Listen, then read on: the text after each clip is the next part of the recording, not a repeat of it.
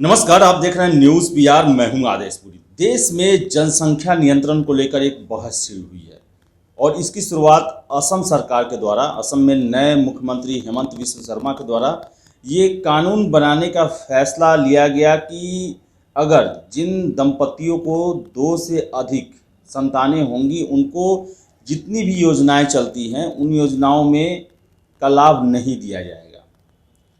इसके बाद से ही देश में जनसंख्या नियंत्रण को लेकर जो बातें हैं वो काफ़ी मुखर हो जाती हैं और खबरें जो मिल रही हैं कि उत्तर प्रदेश सरकार भी इसको लेकर काफ़ी सजग है और वहाँ भी विधि विभाग को इसके बारे में जो विधिगत जो फैसले हैं वो लेने को कहा गया है। इन सब के बीच में नीतीश कुमार कल दिल्ली में थे और उनसे जब पूछा गया जनसंख्या नियंत्रण को लेकर तो वो काफ़ी इसका डिप्लोमेटिक एक तरह से कहा जाए आंसर दिए। ना उन्होंने विरोध किया और ना ही सपोर्ट किया। और इसका सबसे बड़ा कारण बताया जा रहा है कि चूँकि जनसंख्या नियंत्रण के जो है वो वोटों पर असर पड़ सकता है इस फैसले का। और बिहार जो है देश का तीसरा सबसे बड़ा राज्य है जहाँ जनसंख्या ज़्यादा है, लगभग 14 करोड़ के आसपास जनसंख्या है। आपको हम बताते हैं जब नीतीश कुमार से प्रश्न किया गया तो उन्होंने क्या जवाब दिया। आपको बताएं कि उन्होंने इसका खुलकर तो समर्थन नहीं किया, लेकिन राजनीतिक तौर पर कोई नुकसान न हो इसकी भरपाई करते हुए दिखे। उन्होंने कहा कि बिहार में जनसंख्या पहले से ही ज़्यादा थी लेकिन अब नहीं है।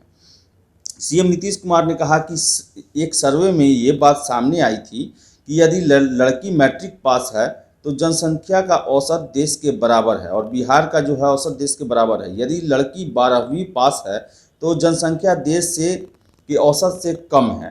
तो 12वीं अगर पास होती है तो देश के औसत से कम है। इसी के साथ उन्होंने अचानक बात को पलटा और कहा कि इसके बाद फैसला लिया गया कि हर एक पंचायत में उच्च माध्यमिक विद्यालय की स्थापना की जाएगी। उन्होंने यह भी कहा कि यदि लड़कियां पढ़ेंगी तो प्रजनन प्रतिशत जो है वो कम होगा।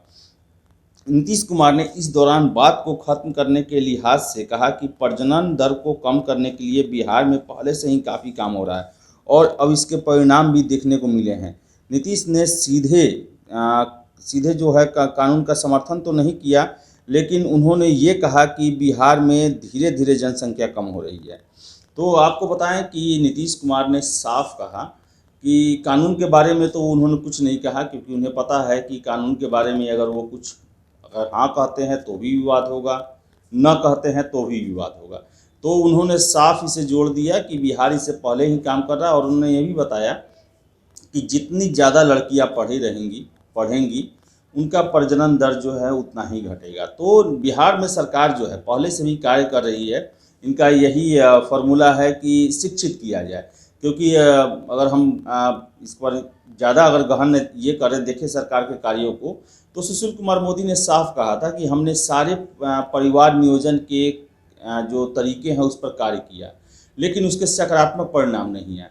तो हमने ये सर्वे में देखा कि जो लड़कियां ज़्यादा पढ़ती हैं उनमें प्रजनन की दर कम होती है। वो समझती हैं कि ज़्यादा बच्चे जो हैं किस तरह वो समस्या बन सकते हैं, उनके लालन पालन पढ़ाई लिखाई ये सब में समस्याएं आती हैं। तो वो उनमें जागरूकता होता है, शिक्षा होता है और वो इसे बढ़ने नहीं देती है। यानी कि जो बच्चों की संख्या है उस पर वो लिमिटेशन बना के रखती हैं। तो बिहार ने यही फार्मूला अपनाया है और नीतीश कुमार ने कोई सीधे जवाब न देकर बल्कि पढ़ाई पर ही ज़्यादा ध्यान दिया और उन्होंने ये भी कहा कि हर एक पंचायत में उच्च माध्यमिक विद्यालयों की स्थापना की जाएगी, जहां पर स्त्रियों को, लड़कियों को शिक्षा दिया जाएगा, उनको ज़्यादा से ज़्यादा शिक्षा ग्रहण करें।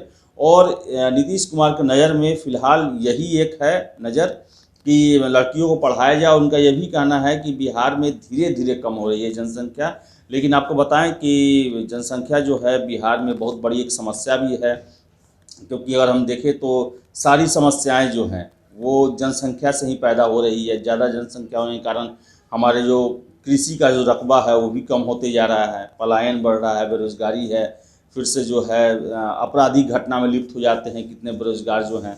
तो बताएं आपको कि असम और उत्तर प्रदेश सरकार जो है वो जनसंख्या नियंत्रण को लेकर आगे काम करने वाली है। अब देखने वाली बात है कि ये दोनों राज्य जो हैं यहाँ पर एनडीए का ही गवर्नमेंट है, तो बिहार में भी एनडीए गवर्नमेंट है, तो क्या बिहार सरकार पर भी इसका दबाव बढ़ेगा कि यहाँ भी जनसंख्या नियंत्रण कानून लगाया जाए, लेकिन जो विशेषज्ञ हैं उनका साफ कहना है कि नीतीश कुमार इसके पक्ष में न पहले थे न अभी भी होंगे। वो जो पढ़ाई लिखाई और ज़्यादा से ज़्यादा ज्ञान के प्रसार के माध्यम से ही जनसंख्या नियंत्रण के रोकने के लिए, जनसंख्या नियंत्रण के लिए सबसे प्रभावी मानते हैं उसे।